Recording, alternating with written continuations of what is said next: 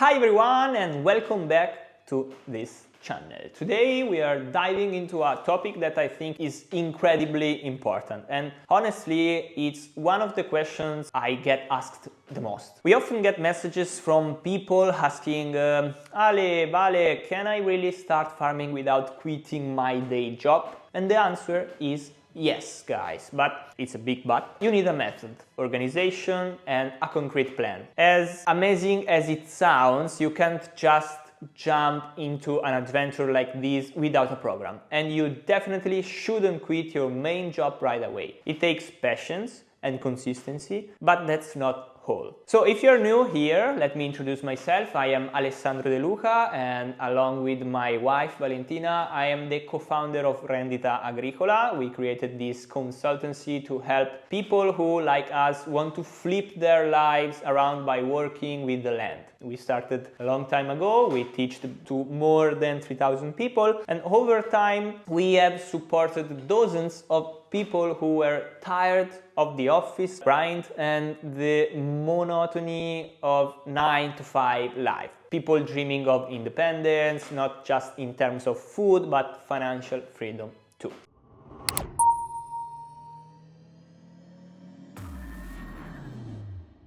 So, living off the land is possible, but only if you follow the right method. As I said at the start, at the beginning of this video, starting your project while keeping your original job is doable, but you have to be smart about it. So, step number one, you have to do an honest analysis. So the first step is an honest look at your situation. I'm not talking about whether you like the herd, I mean practical stuff. How much time can you actually commit each week alongside a full-time job? What space do you have? Maybe it's a balcony, a small vegetable patch, a compact greenhouse, or a garage, or a garden, I don't know. It's not just about square meters or hours, it's about skill. Do you know anything about farming management or sales, or are you starting completely from scratch? So those are a lot of different questions that you have to ask, and not because once you have answered these questions you will have a yes or no, my project is doable or not. But based on this answer we can create the perfect project for you. It's different because agriculture is accessible from anyone. There's a lot of opportunities in agriculture, and it could be a good instrument to become freer and independent.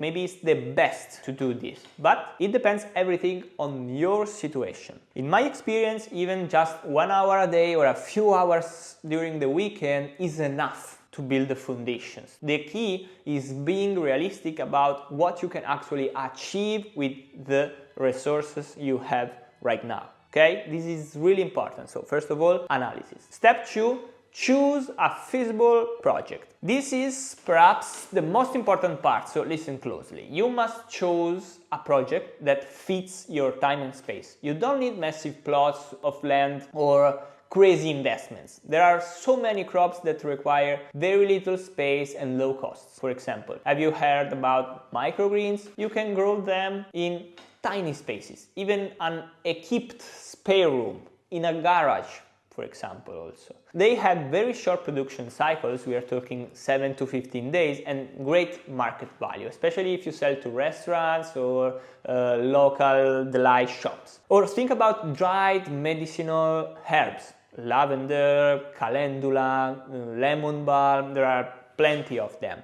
These plants don't need the heavy daily presence that other crops do, so you can organize the work on weekends and focus the intense phases during specific times of the year. So don't get me wrong, you can start bigger projects. Those need more land, equipment and experience. Trust me, starting small is usually the smartest strategy. Of course, it could depend on your situation, so we follow different kind of situations. So what is important in this step is to find something that is fitting with you. So you don't have to follow a trend or what are the better crops that now the market is asking for. No, it's not the right thoughts, okay? So you don't have to think in that way, but you have to start from your situation and then find someone that fits with that. So step 3, build a system, not a second job. You don't need a second job, you need a system. So the third step is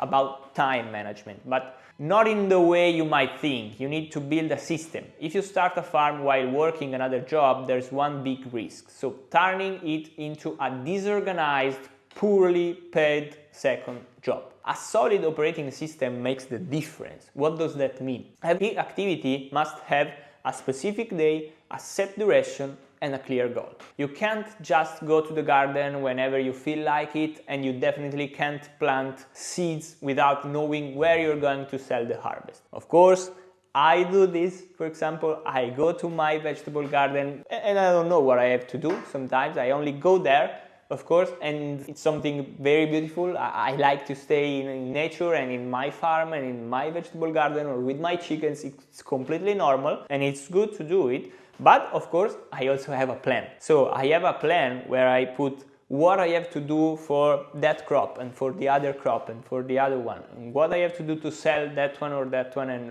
who to, and what I have to do in marketing and everything. Okay, so I have a plan, but then of course I also go there to just not doing nothing or do something that is useless, but I want to stay in my vegetable garden, for example. It's completely normal, but you need a plan. So then there's mental energy. Have you thought about that? If you come home from work exhausted, and you still have to decide what to do, you have already lost. Because sometimes you have the will to go to your vegetable garden, sometimes you are really tired. But if you have a clear checklist, you go in, do the job and get out, then the project remains sustainable even with a busy schedule. So step 4, validate before you grow. This is the one I personally consider the most important of all. Validate before you grow. So many people make this mistake. They produce a ton of stuff and then they look for customers. My experience has taught me it works the other way around. First, you test the market around you. Once you know it works, you adjust your production. Of course, you have to test your market, not just going there and ask if they want your microgreens or your vegetables. It doesn't work like that. What do I mean? You need a method also to try to sell something, because if you have a method and if you have a clear marketing strategy and everything, then you can adjust that strategy. Part-time farm has to be prudent but strategic. If you produce 10 and sell 10, you can move to 20. That's a logical step. But if you produce 50 just hoping to sell them, that's a gamble, all right?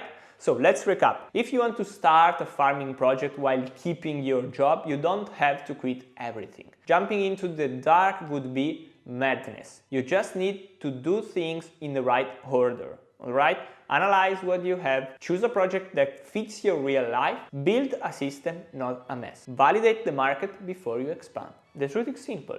You don't lack motivation and you often don't even lack time. You lack a clear strategy. When you have one, even 3 hours a week can become the foundation of something real. At Rendita Agricola, we work every day with people who have jobs, families, and responsibilities, but who want to build a sustainable project step by step, needs to improve this, and our customers work on that things. All right? My advice, don't wait for the perfect moment because it's not coming until you start moving. So start getting informed, no strings attached. You'll find free resources in the descriptions below to dive deeper into this. Study your local market and everything, but do something. If you're looking for a guided, structured path already tested by hundreds of people who started exactly like you, you will find all the info below. All right? So we have reached the end of the video. Don't forget to subscribe for more content like this. If you enjoyed it, give it a like, and thanks for staying with me until the end. I'll see you in the next video.